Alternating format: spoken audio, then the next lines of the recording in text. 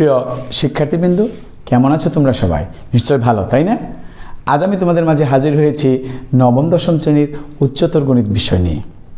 আমি উচ্চতর গণিতের ত্রিকোণমিতি অধ্যায় আছে, সেখানে 8.3 যে অনুশীলনটি আছে সেই অনুশীলনের 13 নম্বর প্রশ্নের ক যে সমাধানটা আছে এটা আমরা সমাধান করব। খেয়াল করো ভালো করে, প্রশ্নটা কি আছে বলেছে, সমাধান করো 2 sin square theta plus 3 cos theta equal to 0 যখন থিটার মানটা হবে 0 থেকে বড় এবং 2 পাই থেকে ছোট, তখন তোমার থিটার মানগুলো বের করতে বলছে। বুঝতে পারতেছো তো? তাহলে পরে আমরা শুরু করব। কিন্তু একটা কথা শুনে রাখো, আমার যে চ্যানেলটা আছে না, এটা কিন্তু অবশ্যই তোমরা সাবস্ক্রাইব করবে, লাইক করবে এবং পাশে যে বেল বাটন আছে ওখানে তুমি ক্লিক করে রাখবে। কেন ক্লিক করবে? কারণ আমি যখনই ভিডিও আপলোড করব তখনই তুমি কিন্তু এটা পেয়ে যাবে। ঠিক আছে? আচ্ছা, তাহলে আমরা সমাধানটা শুরু করি। সমাধান দেখো, সমাধানে লিখে প্রথমে আমি প্রশ্নটা উঠিয়ে নেই। 2 sin square theta plus 3 cos theta equal to 0। একটু খেয়াল করো, খুব সহজ কিন্তু। এইখানে সাইন স্কোয়ার আছে, এখানে cos থিটা আছে, এখানে sine square theta cos theta. Sine স্কোয়ারকে cos বানিয়ে একরকম করতে হবে, অথবা cosকে সাইন বানিয়ে একরকম করতে হবে, তারপর আমি ক্যালকুলেশন করতে সহজ হবে। কিন্তু একটা জিনিস খেয়াল করে রাখো, আমাদের কিন্তু মান আছে এরকম, sign square theta equal to 1 minus cos square theta, অথবা cos square theta equal to 1 minus sine square theta. মনে আছে তোমাদের? সাইন স্কোয়ার থিটা সমান 1 মাইনাস cos স্কোয়ার থিটা, আর cos স্কোয়ার থিটা সমান হচ্ছে 1 মাইনাস সাইন স্কোয়ার থিটা। সবগুলোর মধ্যে square আছে, স্কোয়ার ছাড়া এই সূত্রটা হয় না, তাই না? তাহলে পরে এখানে দেখো, সাইনের মধ্যে স্কোয়ার আছে, সাইন স্কোয়ার থিটা, কিন্তু কজের মধ্যে কোনো স্কোয়ার নাই, শুধুমাত্র cos থিটা আছে। তাহলে শুধুমাত্র cos থিটা যেহেতু আছে, তাহলে তো আমি cos থেকে সাইন বানাতে পারতেছি না, কারণ সূত্রটা হলো স্কোয়ার সহ। তাহলে পরে আমাকে বাধ্য হয়ে কী করতে হবে? এই সাইনটাকেই এই সূত্রের মাধ্যমে কজে পরিণত করে নিতে হবে। ক্লিয়ার?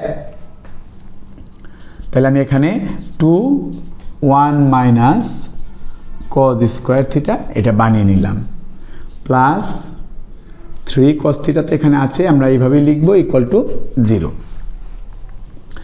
এরপরে আসো, 2 দিয়ে গুণ করে দাও। 2 দিয়ে 1কে গুণ 2, মাইনাস 2 দিয়ে cos স্কোয়ারকে গুণ 2 cos square theta plus 3 cos theta equal to 0। এখন সাজিয়ে নিলে ভালো হয়। মাইনাস কীভাবে সাজাবো জানো? এই কজের যে পাওয়ার আছে তার ঘাত আছে তার ক্রমানুসারে, প্লাস 3 cos থিটা মাইনাস না প্লাস 2। দেখো, এই যে এখানে মাইনাস 2 cos স্কোয়ার থিটা ছিল, এখানে প্লাস 3 cos থিটা ছিল, আর এখানে প্লাস 2 ছিল, সেটা লিখেছি। কিন্তু শুরুতেই দেখো মাইনাস আছে, এই মাইনাসটা বিদেয় করতে হবে, নাহলে মিডিল টার্ম করতে আমাদের একটু কষ্ট হয়ে যায়। তাহলে আমরা মাইনাসটা কমন নিয়ে সেই কাজটা করব। 2 cos square theta minus 3 cos theta minus 2 equal to 0। এইবার আসো এইখানে 2 cos square theta minus 3 cos theta minus 2 equal to 0। দেখো এখানে কি হলো, মাইনাসটা কমন নিয়েছি, চিহ্নগুলো পরিবর্তন হয়ে গেছে।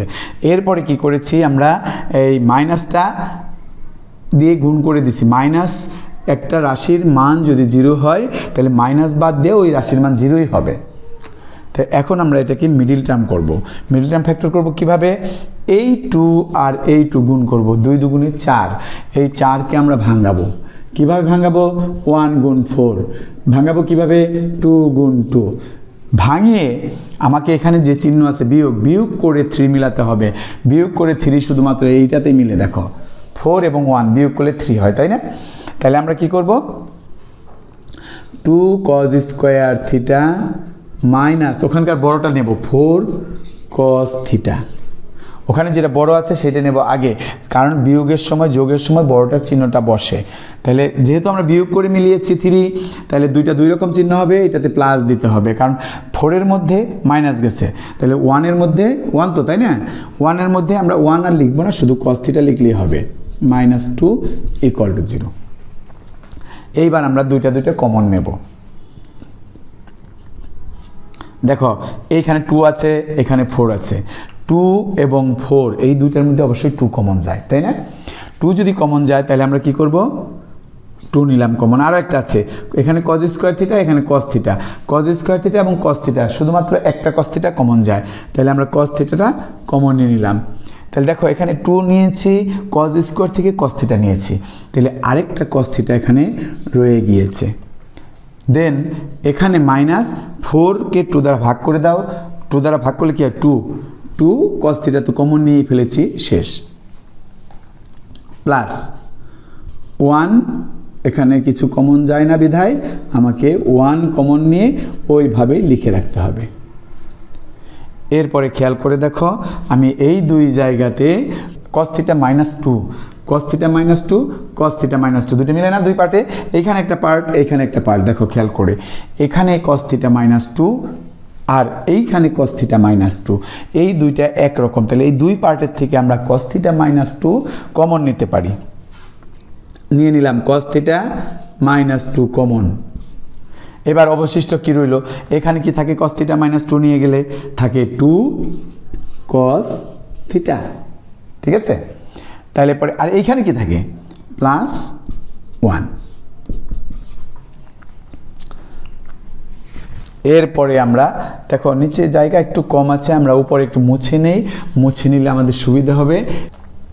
খেয়াল করো, এইখানে দুইটা রাশি, এই একটা মাঝখানে ইন্টু চিহ্ন আছে, তার গুণফল, দুইটা রাশির গুণফল 0। দুইটা রাশির গুণফল কখন 0 হয়?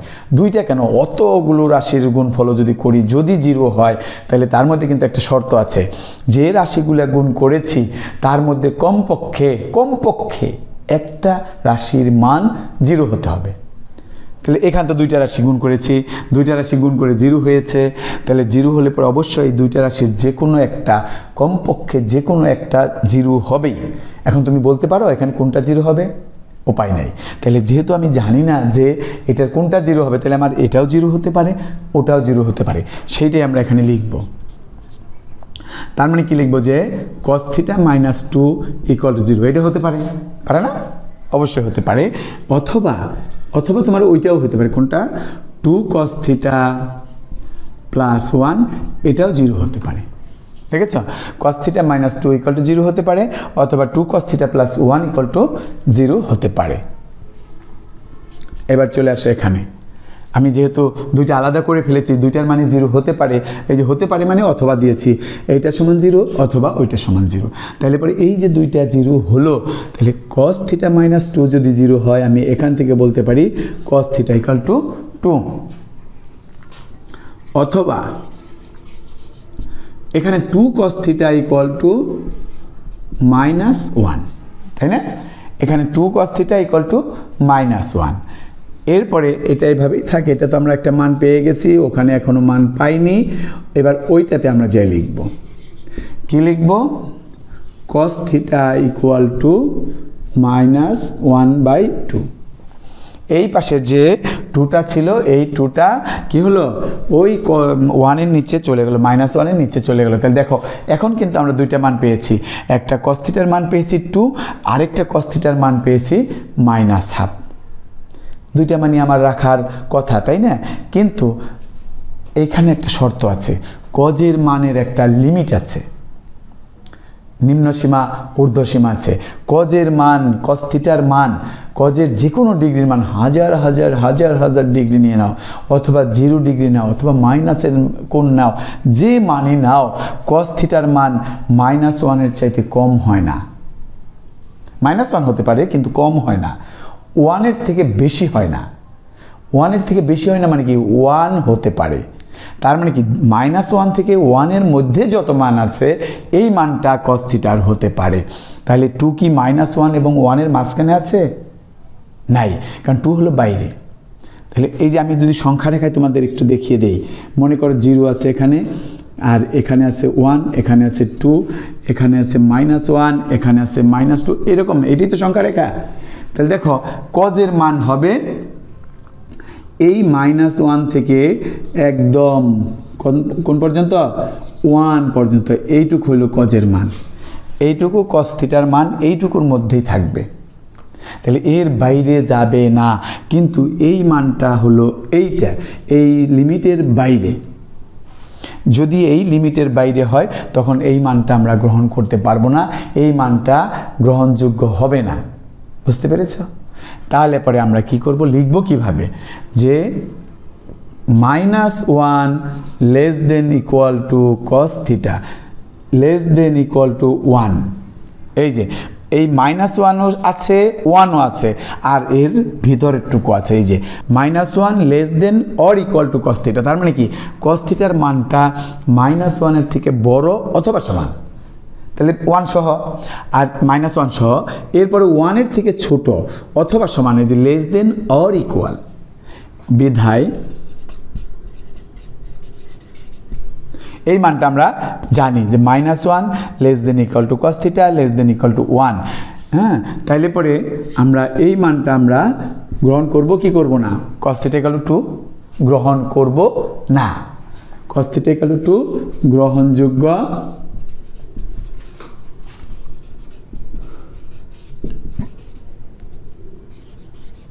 নয়।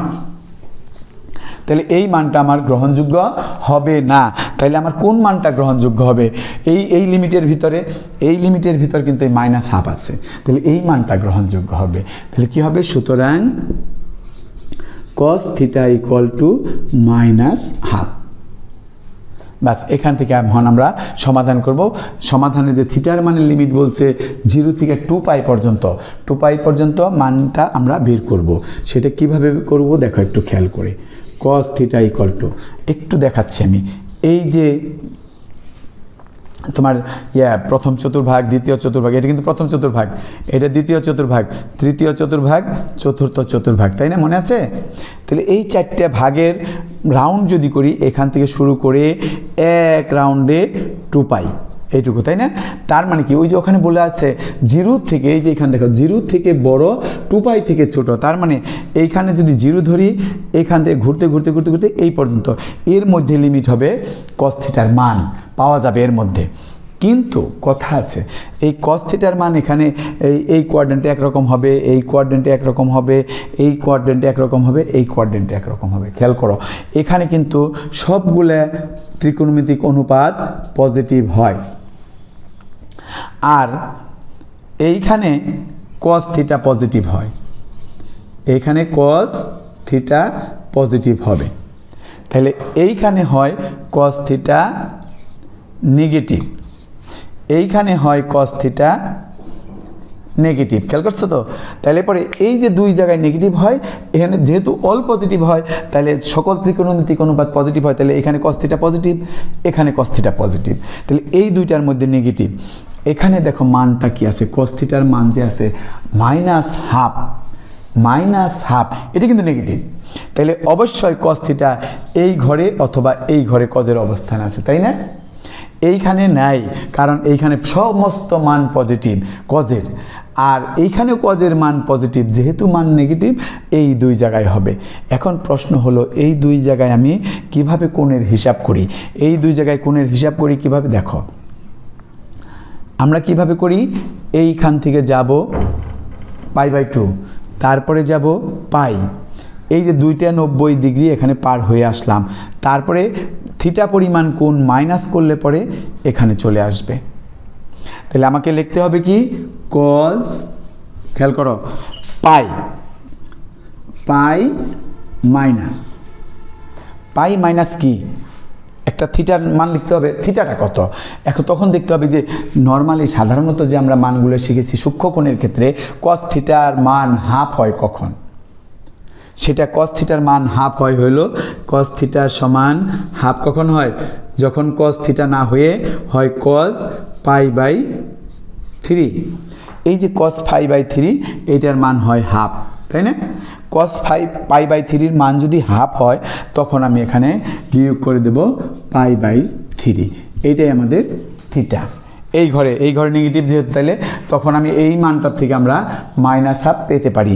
অথবা আমার এই ঘরে আছে, এই ঘরে দেখো 2টা 90 যাব আমরা, এখানে একটা 90, এইখানে একটা 90, 2টা 90 চলে গেলাম, তার মানে পাই চলে গেলাম। তারপরে এখান থেকে সামনে যাব, এই সামনে গেলে এই ঘরের ভিতর কোথাও ওই মানটা আছে, কোনটা? এই -1/2 মানটা এখানে আছে।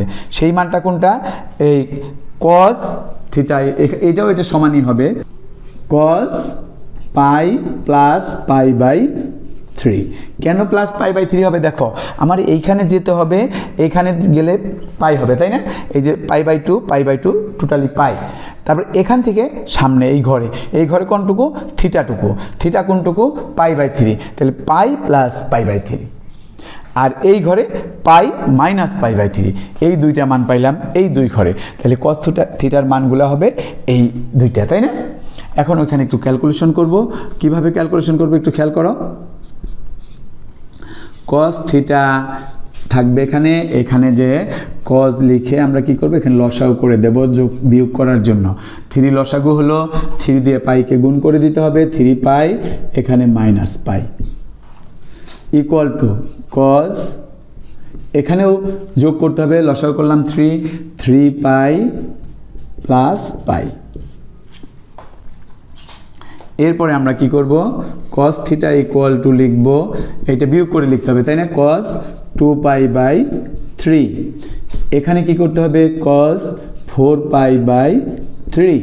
দেখো আমরা দুইটা মান পেয়ে গেছি, এইটাও cos থিটার মান, এইটাও cos থিটার মান। তাইলে আমি লিখতে পারি সুতরাং থিটা ইকুয়াল টু 2π/3, কমা দিয়ে লিখবো আমরা 4π/3। এই দুইটা মান আমরা পেয়ে গেলাম। এরপর লিখব নির্ণেয় সমাধান। Theta equal to 2π/3, 4π/3। এই যে দুইটা মান আমরা পেয়ে গেলাম, সুন্দরভাবে পেয়ে গেলাম। তোমরা এটাকে তুলে নাও, আমাদের অঙ্ক কিন্তু শেষ হয়ে গেছে। তুলেছো, তাই না? ঠিক আছে, তাহলে আজকে এই পর্যন্ত থাক। পরবর্তীতে অন্য একটা অপশন নিয়ে আমি তোমাদের মাঝে হাজির হব। সেই পর্যন্ত তোমরা ভালো থেকো। ধন্যবাদ তোমাদের সবাইকে।